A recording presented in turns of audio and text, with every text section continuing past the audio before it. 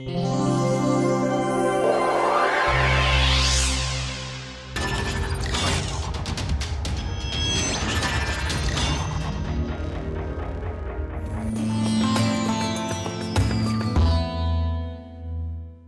start with a personal note. I was an MA, I'm an MA in English literature, and I was teaching English literature. Now I happened to go to a place which was called at that time Central Institute of English and Foreign Languages. Now it is IFLU. It's in Hyderabad, where I did a kind of diploma course in teaching of English. In the first semester, there were some 3 courses that I was doing related to language studies. In particular, there was a course on Introduction to Linguistics, a course on grammar, and a course on phonology and phonetics. So I was doing these courses, and I found, let me share this with you, I found the entire subject of linguistics absolutely banal. There was nothing of, in phonology and phonetics, there was hardly anything that was of any interest to me. And grammar, I didn't particularly care for grammar. And during those days, there was a negative attitude towards grammar and all that. So grammar was considered to be something fit enough to be taught at school and not at higher levels. So I carried that, prejudice with me. So at that time, I thought, it's okay, I don't really, I'm not bothered about this. When it came to linguistics, we were taught things like the difference between human language and animal systems of communication. It was a very traditional kind of topic in the courses of, in introductory courses during those days. And that is one topic I found extremely silly. I'm not bothered about how animals communicate. I'm going to go and I'll go and teach English to human beings, and I'm not bothered. Why waste my time? And then questions like phonological structure, morphological structure, etc., etc. I thought, okay, these may excite some people, but there was absolutely nothing that heightened my or that made me interested in these subjects. The course was ending, and the last 3 or 4 classes were there. And my teacher, all the teachers were excellent, but the subjects were uninteresting. And the last few classes, the 3 classes were devoted to a topic called transformational grammar. And I remember in the first lecture, in his first lecture, the course instructor said that there is a person called Noam Chomsky, and he says that all languages are identical at the level of some underlying representation, at the level of, so they share common structural features. Now, I'm not exaggerating, I'm telling you, I woke up. I thought, what kind of a thing is this? We know that languages are, I was in Hyderabad, so Telugu was unintelligible to me. The fact of language unintelligibility is, was nothing new. And we know that 2 languages which are mutually unintelligible it may not be the case that they have entirely different structures. That we knew. We had that much understanding of abstraction. We knew that structurally, let us say, Tamil and Odia, that's my language, So they are unintelligible, mutually unintelligible, but they share a structure. So we knew that that's fine. But then languages which cannot be linked in terms of history, genealogy, nothing, absolutely unrelated languages. Okay, and then here is a person who is saying that they have an identical structure at some level at some underlying level. I thought this is something which is marvelous. And he is saying something which sounds patently absurd. And so many people take him seriously. So I think I was in my early 30s then. Now till I retired from IIT Kanpur, those 30 years I devoted to finding out what is all this about. Okay, and I don't regret a moment of it. You know, so fascinating. I mean, see, we know that if you say languages are different, and languages have a different structure, each language has its own unique structure. You know, fine. I mean, that doesn't disturb anybody, because one would think that, okay, that's experience. You know, English has a subject, verb, object kind of structure. My language has subject, you know, object and verb kind of structure. So there are, in many ways, languages could differ like this at the level of structure. So that's not surprising. Okay, but what is surprising is the fact that there is a kind of common sharing in terms of structures. So what is that? So I forgot my PhD research on E.M. Foster and thought that, okay, let me see what this is all about. I mean, it's almost like, you know, sort of going on a discovery trip, sort of finding out what all this is about. It's a kind of, you know, powerful intellectual experience. Many people would have joined, you know, would have tried to do linguistics for the same reason. How come? You know, sort of, how does one account for the fact that languages share, that's the claim, common features at some underlying level, and yet, you know, they demonstrate different structural properties at other levels. Okay. So that's something which, that is, what is, how does one articulate the underlying similarities between languages and their systematic differences? Languages do not differ from each other in structural terms in absolutely unpredictable, you know, ways. The ways languages differ from each other in structural terms are predictable, right? So we know that a language, that two languages can differ along certain lines. They cannot differ arbitrarily. Okay. It cannot be the case that there would be a language in which take a sentence of, you know, sort of take a sentence of a considerable length, right, and create a sentence which is the mirror image of that sentence, and think that if the first sentence is grammatical, the mirror image of that sentence is also grammatical. Nothing of this kind. You know, so there cannot be languages like this. So you know, sort of, so this is very fascinating that languages differ, surely, but they differ in predictable ways, in limited ways. So, you know, what kind of a theory is there to be able to account for all this? So that's where, you know, sort of, I think many people, you know, I mean, I was a small fry, but many people would have been interested in trying to find out what is this all about. So that's one.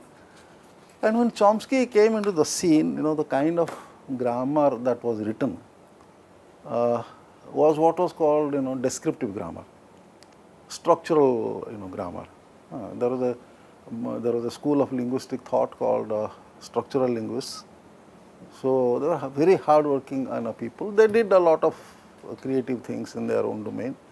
But then, when you know, they said that, you see, linguistics is a science. They were the first people who said that linguistics is a science and a classificatory science. You know, it's a classificatory science. So what did it mean? It meant something like this, that you, let us say, you know, talking about sentences. So let us say we divide all sentences of the language into various, you know, subparts, various groups. So call a particular kind of category, various categories, you know, call a category simple sentences, another category, you know, simple negatives, another category, you know, sort of simple questions, then compound questions, you know. So categorize sentences and label each category. So simple sentences, compound sentences, complex sentences. Within simple, negatives, questions, you know, imperatives, whatever. So you collect data very carefully using the most sophisticated instruments of data collection and arrives at sentence level. You do a lot more, you know, you start from the phonological level and then you come to the sentence level. And then when you come to the sentence level, what you do is you categorize your sentences in terms of subcategories like simple, compound, complex, just as I told. Okay. Now, see, categorization is not a simple task. It's a fairly challenging intellectual task, because you are looking at the features and carefully trying to say which are the distinctive or distinguishing features of each category. So, it is not a small thing, we should not really think that it is unimportant. But when I was teaching at IIT Kanpur, I used to say that this is like what happens in a Bata Dukan. You go to a Bata shoe shop and you have 5 number shoes, 7 number shoes, 8 number shoes in different in different sort of slots. Okay. Now, of what great interest is this? I mean, we trivialized it, but now I don't want to trivialize. The categorization is a serious task. I mean, you find out features, common features, distinguishing features. So it's not unimportant. But you see, when it comes at the end of it, what have you done? At the end of it, you simply have sort of slotted them into different categories, and that's about it. Now, Chomsky said, no, this cannot be a very interesting and serious science. It can't be interesting. And science is not concerned about classification. Although much later I came to learn that today biology is a very sophisticated subject, but only 50 years ago biology was a classificatory science. I mean, about 50 years ago. Okay, it was more or less a classificatory science. Okay, so maybe disciplines have to undergo a stage of classification. Maybe questions of explanatory nature. Maybe it's difficult that such questions are asked at a certain level of an intellectual enterprise. So maybe a kind of stage has to be gone through where classification becomes extremely important. But then Chomsky said, no, we need explanatory theories. Okay, so what kind of explanatory theories do we need? What do we explain? Okay. So, for the first time, I mean, he not only, he said, what kind of a science linguistics would be? What kind of a science is this? At that time, today it's slightly different, but at that time, there are no experiments. You couldn't conduct experiments, okay, right? You come up with, you postulate linguistic rules, but there are no experimental, there are no experimental evidence for the same, right? So, some people who wrongly associate science with explanation, associate science with experimentation, I mean, mature sciences like physics and all, we know that, I mean, sort of, how important experimentation is there for those sciences. So, because of the success of the natural sciences, so sometimes people tend to associate experimentation with scientific inquiry. So, if your science or what you are claiming to be science has no experiments, right, your science cannot be taken seriously. It is at best a kind of, folklore, or it's at best a kind of, pre-scientific science or whatever, if you call it a science, okay, right. So, don't make any scientific claims for that, so you don't have an experiment. So, how does one get support, I mean, for the postulations that you are making? Okay, so that was there. But then that's not a very serious, I mean, see for example in astronomy, okay, what kind of experimentation do you have in astronomy? And is astronomy art? I wish it were, but is it art? It's not. So it is not the case that in all sciences, you would like to have experimentation. Now, if you don't have experimentation in your, in your domain of inquiry, which you want to call science, okay, how does one evaluate the findings, right? How does one evaluate the findings? Whatever findings you have arrived at, how do one check? Now, if there is no way to check whether your findings are correct or incorrect or whatever, right, then we are not doing any, we are not into any rational enterprise. We are into some kind of mystic enterprise. Okay, you say something, and by definition or definitionally that's true. It's almost making a claim like that. So what? So what does one do? So all right. So you write a grammar of English. Let's imagine you write a grammar of English. Okay. Now, so what do you do? How do you test it? Okay. The simplest thing is, so long as you are writing a grammar of English, you test it against the data. So does it account for all data? Okay. Does it account for, in this case would mean, does it cover all data? Right. So if it covers all data, you think that okay, maybe there is, I mean, it's right. Okay. But soon you know that, I mean, you are not, an enterprise cannot stop with writing the grammar of or working out the grammar of a single language, because English is a language, so is Hindi, so is Odia, so is Swahili, so are many other languages, right? They are all objects of the same type. They are all objects of the same type, right? So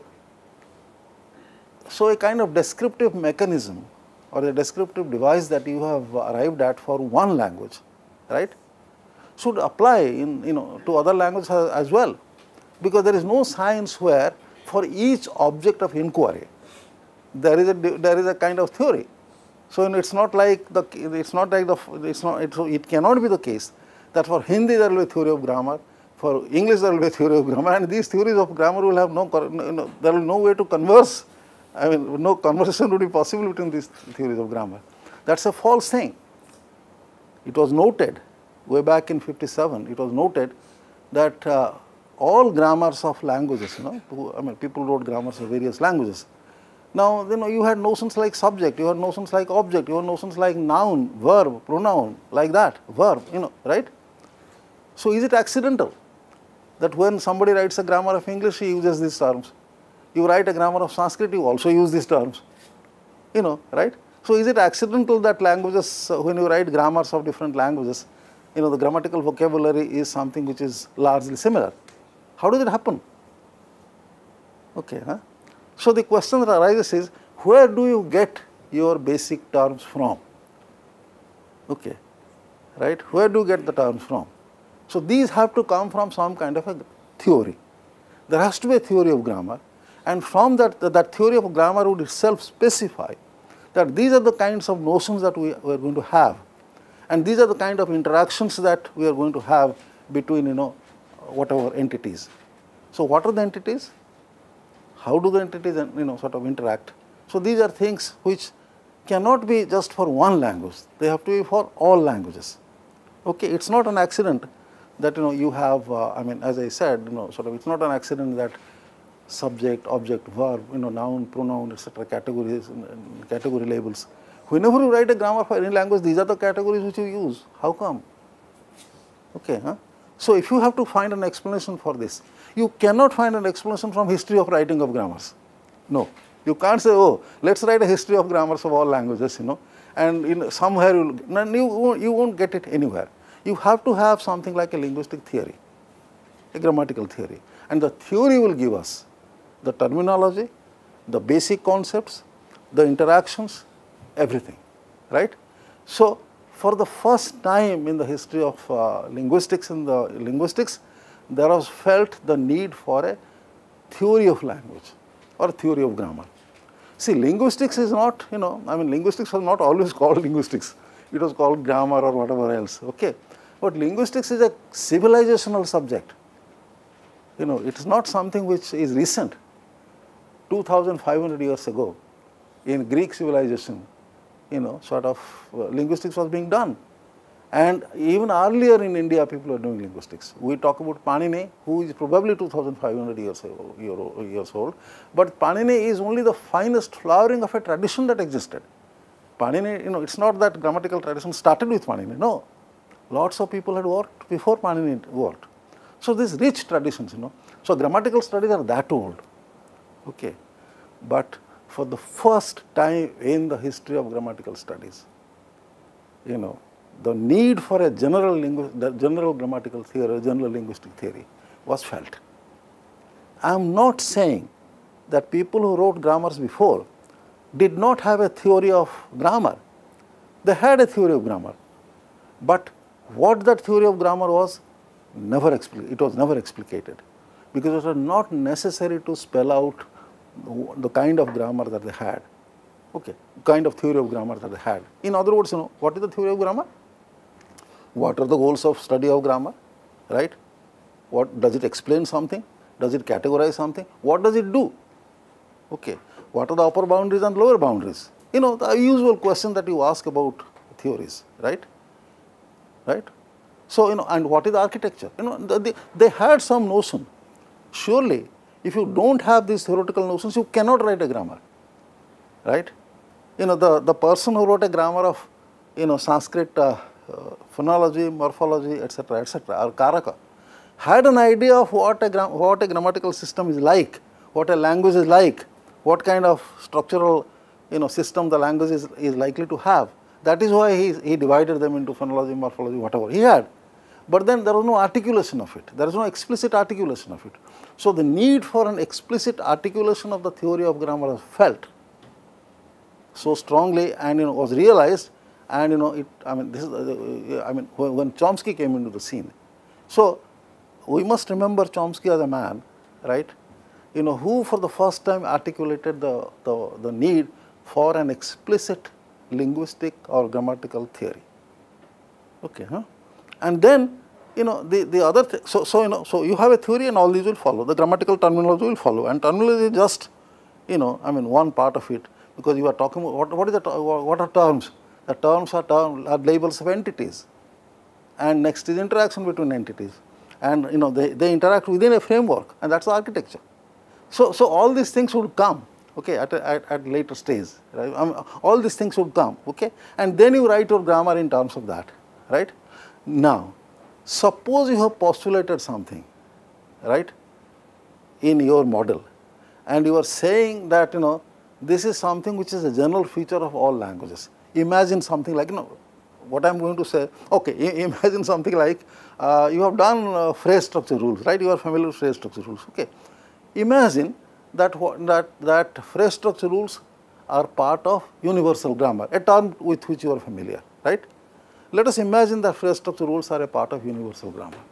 Now, how do you know, coming back to the question as to if we do not have experiments, right, how do we test our findings, our hypothesis, okay, right?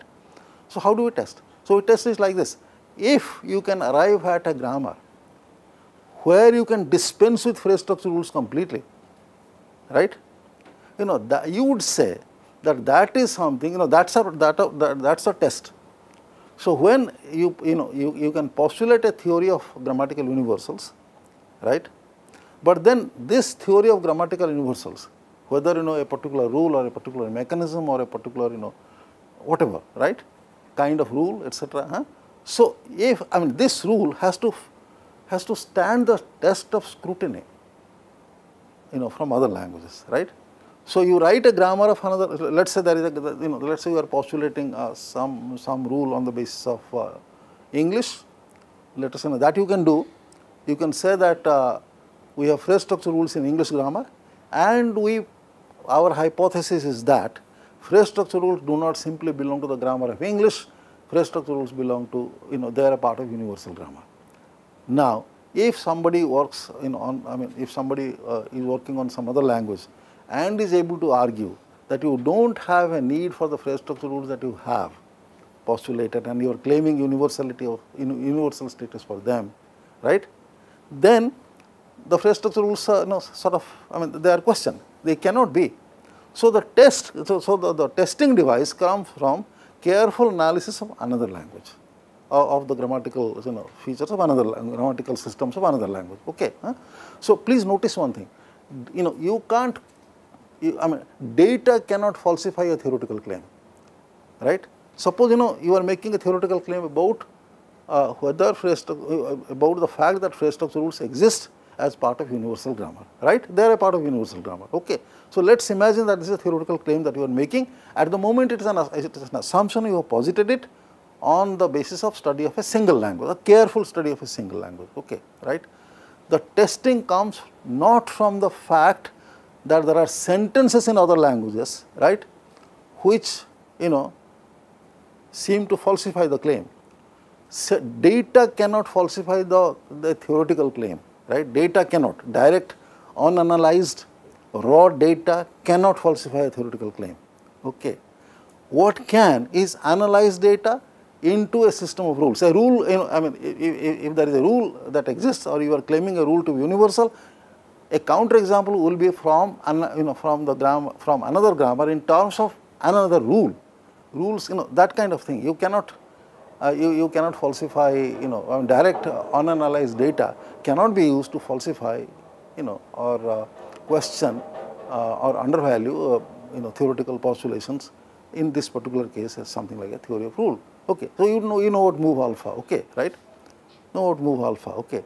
If you find an example from another language which says that we really don't need something like move alpha. Okay, we can do whatever whatever move alpha does, we can do by using some other device, and we can do something more. And if, so look at the level of claim.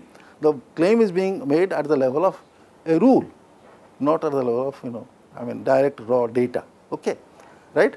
So what Chomsky did was, it's interesting, what he did was, he not only created a sort of field in the sense he raised new questions with respect to grammar, he also provided a way of how to test them, because experimental testing at that time was not there, okay. Okay. Now, today there are experiments, people do conduct experiments, right? But, I am not going to get into that, and there are all kinds of questions that can be raised with respect to those experiments as if you want to use them to falsify theories, there are complications there, they are not straightforward. So, let us not go into that, okay. So, all the time, so far what I have tried to suggest is this, that linguistics was considered to be a classificatory science when Chomsky came into the scene. Chomsky said classificatory science is okay, but not sufficient. A discipline has to be, it has to be explanatory in nature. So, you have to come up with explanations. Now, what kind of explanation? What is it that you are explaining? Okay, the data are what you are explaining, right? And what is the explanation? You come up with more and more, simpler, more elegant grammars. So, the grammar itself is a kind of explanation, for the data. So, it is explained by grammar, okay, and the falsification of this or testing of this will come from grammars of other languages, right? Okay. So, something like that, so roughly so this is what it is. And many interesting questions started getting raised. Say for example, consider something like subject, object and verb, right? Take them as 3 different categories. So, how many combinations are possible? 8 combinations, I think, no? You can permute them and combine them in 8 ways, right? So, so what would we expect? We would expect that we will encounter languages in the world, right, which will demonstrate each one of these categories, right? So, there will be languages which demonstrate each of these categories. But the fact is that it is not really like this. Most of the languages are SOV, Hindi type SOV languages. Quite a large number of languages are English type, SVO. Some are VSO, okay, and maybe there are certain other types, okay, and I am forgetting details, but there are certain categories which do not show up at all, okay. So that is the kind of thing.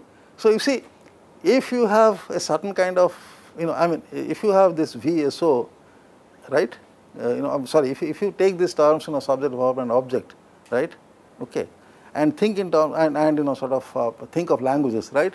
So, you will expect something like 8 categories, and you will expect the world to demonstrate this category, but that does not happen. So, what we are dealing with here is not a question of logic, but something else. Logically, you would expect all these sort of categories of languages to be there in the world, but they are not there. So, what we are dealing with is not really a question of logic, but something else. Okay. Now, why is it that most of the languages are of SOV and SVO types, and there are language types which are not simply there? Why is the world like this? So, there is a variety, linguistic world, there is a variety. It's not, it's not uniform in the sense that there is not just one type of language SOV. No, there is a variety, okay, but the variety is a constrained kind. It is not that whatever is, sort of whatever all the logical possibilities are realized in actual in actual reality of languages. It's not like that. Okay, So this is a question to ask. Why is it like this? Now look at the kind of question that is being asked. Okay, right? These were never the kind of questions that were asked before Chomsky came into the scene. Right? In the 60s and all these questions, or early 70s, these questions were getting asked, and these questions in all those thousands of years of our rich linguistic history, no one ever asked these questions. The reasons are of course simple. I mean, you always looked at one language, so you wrote the most economical grammar of one language, right? You never thought that, okay, here is another language, right? Okay. So what I am saying for this language, and if I find that there are similarities, I find in other languages which I am exposed to in day-to-day life, okay, it never, it never attracted the attention of any one of them to find out, is this similarity accidental? Okay. It is not that, sort of in our, Panini or our great Sanskrit grammarians did not know any other language or were not exposed to any other language. They were, But you see, there were certain attitudes because of which they never cared to study them. If you look up, the tradition, sort of Bimal Matilal says that our Sanskrit scholars, grammarians, would study the language of somebody, of a category of people whom he called Shishtas. Shishta. Shishta is one who is not just a scholar, but also a man with, spiritual attainments. See, so if you say that we are going to study the language of a set of people, okay, and this will be kind of, elite, okay, and we will not bother about the study of any other, sort of groups of people, right? What would you do? This is one of the consequences, that even though you find that, the people whom you have defeated in some war and taken them as slaves to your households, okay, they speak a different language, you will not treat their language seriously, consider their language seriously, because you don't treat them seriously. And you have decided that you would study the language of only, in some sense, the purest kind of language, okay. All these terms make no sense in a democratic world, okay, right. But, if you decide to study that, that's true everywhere. In the Western tradition, look at the grammar books. The best of writings of the best of authors were what? Were the data for grammatical analysis. Spoken language are hardly analyzed, it was debased, corrupt. Anyway, sort of. So you see, because I think, you see, it's very difficult to find a social, you see, if you are writing, you're looking at the history of knowledge, it is very difficult to explain certain things in that history in terms of sociological facts.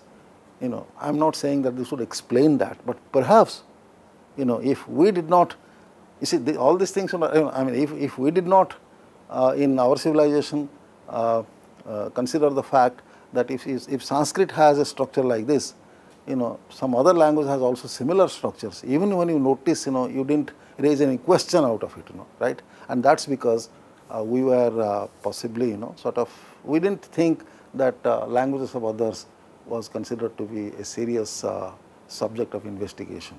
And sister, so long as the sister attitude is there, we will study the language of the sisters alone. And sister, is defined not as somebody who is a scholar, but also as somebody who has spiritual attainments, who is studying for the sake of the study, who is studying for, not for any benefit, but for general good, things of this kind. So if you do that, your data domain is shrunk, okay. So other similarities and dissimilarities, you just ignore, right? It is only when you discover, it is only when you note the similarities and dissimilarities that your mind gets challenged to find out how come, how come there is a similarity and how come there are dissimilarities. So you will try and explain this in terms of, in some term, okay. One is, postulate something called a universal grammar and postulate parameters, which will define, the systematic differences between grammars, okay, huh? So, only when you notice this, and only when you think that this is something that is worthy enough for investigation, okay, huh? The languages, some features are similar, some features are dissimilar. How does one explain dissimilarity and similarity, right? How does one explain dissimilarity and similarity, right? So you can do it in many ways. You can do it. Let's try and see what we can do with this simple observation, that let's say given 2 languages or 3 languages, we find certain similarities between them at the structural level, right? And we find certain dissimilarities. How do we go about it? So suppose we say, the fundamental principle, all languages differ, right? Structurally, right? Suppose we say all languages differ structurally, right? Period. You can't raise the question about similarity. If languages differ from each other and if that is the story, right? Okay, that is what your observation is, that languages differ from each other, right? So suppose you say we have a theory and we look at the grammars like this. All languages are, each language is unique and is describable in its own terms. Suppose you have this kind of a theory, okay, right? The question of accounting for similarities cannot even be raised, right? Now suppose you have an alternative theory and says all languages, there is a lot of, you finding similarities, you say all languages are similar. And suppose you say this, it is false. It just cannot be, right? So then, but if you take that kind of a view, you at least have a possibility of trying to find out, okay, given the similarities, how do I account for the differences? Okay, and when you discover the differences are not, sort of wild and unpredictable, right? Arbitrary, then you will have a way of trying to find out how to, sort of account for this similarity and dissimilarity, right? Okay, so that's the universal grammar, and that's parameters, okay, right? Parameters where, sort of in one model they are called, the term parameter is used for them in one model. Earlier the term was not used, something else was used, but essentially the fact is that how do we account for the similarities between, grammars of different languages and their systematic dissimilarities. So you are working out in various models at various times in many ways, okay, So this is something, okay. Now let's go to something else. See, in all cultures, another 2 o'clock, no? Yes. Yeah, in our culture, and I am sure in other cultures as well, at least in our culture. See, look at you had people like, we had a rich grammatical tradition, Panini and all, right? So you ask them this question, okay, how is, what is the, what is the grammar of Sanskrit, right? One extremely good answer is Panini's grammar.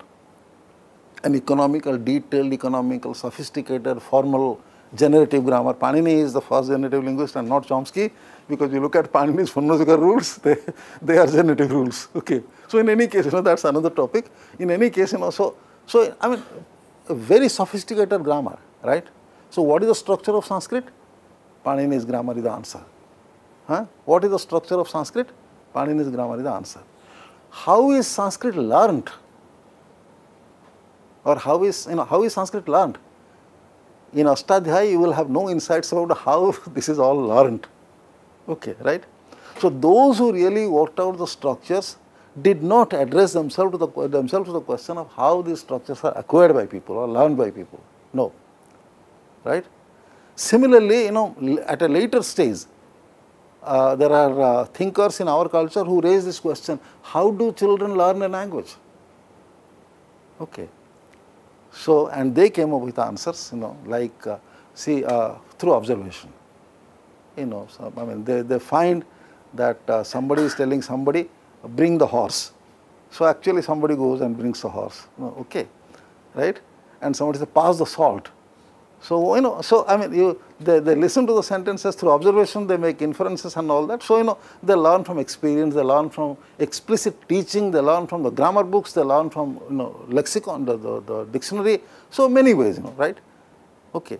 Now, what they said would resemble very much what our behaviorists said about learning. The behaviorists, positivists, what they said about how things are learned. Essentially, things are learned from experience. Okay, So nothing like, mind is a clean slate. I'm oversimplifying everything really. Okay, so the mind is a clean slate, so there's nothing in it. So from experience we keep on, we abstract from experience and keep on adding knowledge, right? So that is how it is learned. So somebody says, bring the horse or whatever. Okay, right? Bring the horse or bring the food, and you find that this is happening. So from this, the child infers. The grammar, and it is supplemented by classroom teaching, grammar books, blah, blah, blah, all these kinds of things. Okay. So essentially, this is a kind of behaviorist's account.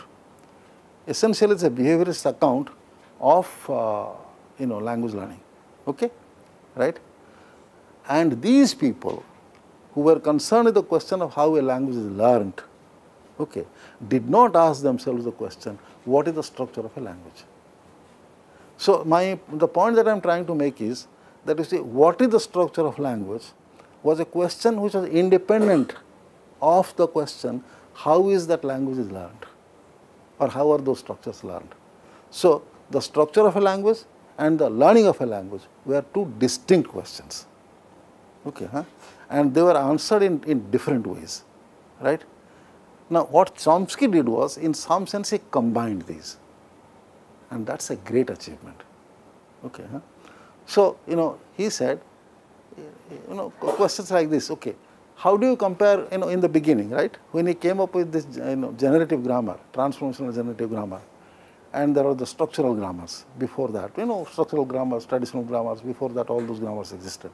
So, naturally, the question will arise: how do you compare these grammars? Okay, huh? So you can say, sort of, generative grammars try to show sentence relationships. That what is the relation between active and passive? What's the relation between an imperative and a non-imperative? Like what is the relation between sentences, right? So you apply a passive transformation or whatever, and you get a passive sentence. Imagine, that. Let's imagine this. Okay, so you have an active structure. Apply a passive transformation, so you get a passive sentence. Huh? Okay. Just one thing, so transformations are not applied to sentences. They are applied to structures. Okay.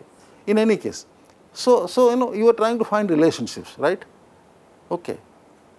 That is coming is a fact. It is a fact that is coming. So you relate these sentences. Okay, huh? Right? So let's say generative grammar was trying to find sentence relationships and account for sentence relationships. What does that mean? Explain or account for in terms of the grammatical system. The system would say that okay, we can generate these sentences and all that. Right? Okay. Now structural linguists would say no, we never tried this. We didn't try this. So why are you comparing us with generative linguists and say that we are inferior in some sense? Okay. Because we never tried this. You have changed the goalposts. So right. Okay. So you can't change the goalpost and score goals over us. Because we never what we do we never did. Then how do you compare grammars then? Now the answer that was given at that time was, that grammar is the best, or that grammar is the most appropriate, the most suitable grammar, which explains language acquisition facts better. Right? So look at the connection now. Huh? So sort of there is a structural grammar and there is a generative grammar. Generative grammar is trying to account for sentence differences, sentence relatedness, which structural linguistics did not try to do. So the question is, these are incommensurable. The goals are incommensurable. We are trying to do X, they are trying to do Y, and you can't compare these two models of grammar because their objectives are different. How can you do that? Okay. Then the answer to this is, yeah, you still can compare them on a different parameter, and that parameter has nothing to do with grammar. That parameter has to do with how, which explains language acquisition facts better, right? Look at the assumptions you are making now. The assumptions you are making is, if an architecture of structure, right, can be evaluated in terms of how it is acquired, right? What are you doing? You are saying that we are acquiring that architecture because the mind is ready in some sense. The mind is predisposed in some sense to learn that architecture or to acquire that architecture. Okay, huh? Right? If you are able to learn a system, right? Right? You learn that system because you already have some means in your mind, some equipment in your mind, in terms of which you learn that system. Okay, huh? So now the system, and look at the relatedness between the system and cognizing that system, or or acquiring that system. You acquire the system, right? Because there is some system in your mind which really, in terms of which you acquire that system more easily than some other system, right? Okay, huh? That is what, that makes you feel that, okay, maybe, there is a genetic endowment. We are born with a certain capacity, right? We are born with a certain kind of, gift, nature's gift, in terms of which we make sense out of our linguistic experience. What does that mean, to make sense of linguistic experience? We are able to construct a grammar from the data that we are exposed to, right, as children, right? We are able to do that because there is already something in our mind, right, in terms of which we do this. Okay, huh? Okay. Otherwise we can't, right? you cannot make, you can make sense out of experience only in terms of an intellectual, only in terms of knowledge. Without knowledge, there is no way you can understand experience, right? This is a very, very important thing that, that we have to keep in mind. Okay, huh? Okay. So, so how do I get that? Where do I get it from? It cannot be taught. Okay, you can't teach a 1-year-old child, right, a grammar, right? What kind of instruction do they get? They get some simple instruction about, this is the object, this is called this is called that, this is the mother, this is father, etc., etc. Okay, very simple. But then no sophisticated information, and yet a whole grammar, a system is learned. So that it simply means that by, we are somehow by nature we are gifted with some kind of a knowledge, right? In terms of which we understand that we make sense of experience and acquire that knowledge. Okay, call that knowledge now. So I mean, only saying this is not sufficient. Okay, so what is that knowledge? How do I describe it? Now call that knowledge universal grammar.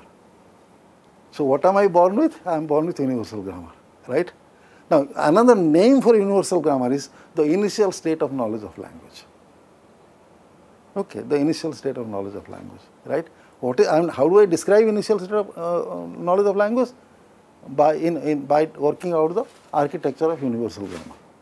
Now you see the connections now, right? Which grammar is the best out of a number of possible grammars? That grammar which explains language acquisition facts better, right? Now what does it? What does it really mean? That you see, in order to acquire language, in order to acquire a language or the structure of a language, we already have to, we have to have a structure in terms of which makes sense of other structures explicitly available to us. Okay, huh? So now look at the connection, and I think it's a supreme creative. It's a demonstration of the supremely creative mind of Chomsky, which connected these questions.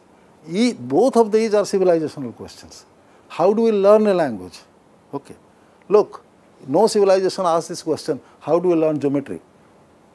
Okay, but it is asked, obviously the reason is very, not a, we know why, because, geometry is always, learned at a later level, okay, but language is learned, by 1-year-olds, demonstrate their, their command of language, okay. That doesn't happen in case of mathematics, right. So obviously, you don't ask a question like, how do you learn Arthashastra, right, okay. You learn it, through explicit instruction. But in language case, it is different, right? So anyway, so this question as to how a language is learned has been asked, by people in various cultures thousands of years ago. How do I describe the structure of a language is also a question which had been asked even probably before, these acquisition questions were asked. Okay, huh? They were different questions. In Panini's Ashtadhyayi, you will have absolutely no account of how this is learned. In Kumarila Bhatta and other philosophers' speculations who raise this question of how a language is learned, you will find absolutely nothing about the phonological structure or the morphological structure of a language. Okay, they are different questions. Now, see, these different questions are sort of seen as one by Chomsky. Okay, huh? So universal grammar can also be described as the initial state of knowledge of language. Okay, huh? And we think that initial state of knowledge of language, is what we are born with. Okay, and I will conclude because there is a lot to say, but I will conclude by making only one point. See, why is this enterprise so exciting? This enterprise is so exciting, because hundreds and hundreds of unresolved questions. Okay, huh? So you all the time feel that what we know is probably not right. Okay, right? Maybe see, we have some confidence, okay, but we are never sure that we are even approaching, we are going the right way. We don't even know. One simple problem is this. See, that one can analyze the structure of a sentence without knowing the meaning of that sentence. Colorless green ideas slay furiously. You can assign a structure to this without bothering about its meaning. Okay. So, NPVP, whatever, right? You can work out the internal structure. I have tested the following, but I mean, my testing may be wrong, but I have done the following. I have to take it to the level of discourse. A discourse comprises several sentences, right? 10 sentences, let us say, So I gave a paragraph, I gave some three, page to my students, okay, and it was on the footballer Pele, okay, a beautiful write-up by Eduardo Galeano. So I just removed the paragraph divisions and all that and gave the text to my students. One would think that, if you are talking about the structure of a written text, one would think that chunks, you will divide them into chunks, and in some sense a chunk would correspond to a paragraph in print, okay. Suppose, you do that. So that is an assumption which I had. What is the structure of the discourse, right? So we can think, okay, we can divide them into chunks, which is what the computational linguists, some of them who are working on discourse do. And then, so let's say we do this, okay. Now, we give it to students, right? See, you would find, this is what I found, you would also find that people divide them into paragraphs depending on the meanings. Because if they do not know the meanings, they simply would not be able to arrive at any decision with respect to which become a chunk and which not. How does it, and how is it? If it is correct that the structure of a sentence can be analyzed or can be arrived at without reference to meaning at all, that's absolutely clearly demonstrated, right? Okay. And, whereas in course of discourse, which is actually a sum total of sentences, this simply doesn't seem to work. Then what's happening? Can we have one theory for sentences, another theory for discourse, which itself is, comprises several sentences? No, I don't know what's happening, So, you see, there are hundred, and there are much more technical internal questions, right, which we have, and we do not know the answers to those questions, right? We are working on them, we don't know the answers. So, an enterprise is alive and kicking if there are unresolved problems, okay, right? So that is why, this program of doing generative linguistics is exciting. I will end by making this only one observation about the contribution of Chomsky. See, there are many people who have at many times said that Chomsky has misled linguistic community by, his theories, okay, right? But he has done something, and I would even say that maybe all that we know today, principles and parameters theory, whatever, all that we know today may turn out to be absolutely blatantly wrong. Possible. Maybe more interesting, more formal grammars would arise, and they would emerge and say that all this is wrong. But there is one thing that cannot be proved to be wrong. Chomsky has set the agenda of how to do linguistics. Okay, right? These formal mechanisms may be substituted, but nobody can say that you will have one theory for Sanskrit, one theory for one grammatical theory for Sanskrit, and one grammatical theory for Hindi. You can't do that. You have to tackle the question of universals. You cannot go back to an earlier stage and say each language has its own structure. No, that is gone. So you have to tackle the question of universals. You cannot anymore say that when we talk about the structure of languages, we will not raise these fundamental questions regarding acquisition. No. So whatever theories you come up with, okay, whatever new balances you come up with where what is biologically given and what is learned from experience, it is the same thing, nature and nurture, what is given, what is learned through experience. So there may be many ways of fine tuning between the relations between these. But the fact remains that there cannot be a day, there will not be a day when you would say that, okay, we need separate grammatical theories for different grammatical theories for different languages. We will not ask acquisition questions when we raise questions of structure. These are not the things, that, we cannot go back to those days of innocence.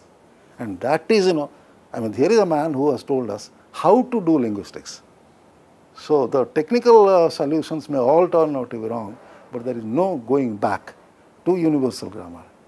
Okay, there may be different articulation of the grammar. The architecture that we may come up with may not be the same, but there is no question of saying that no, it's wrong. That we don't want to do it anymore. Well, I think I'll stop here. Thank you.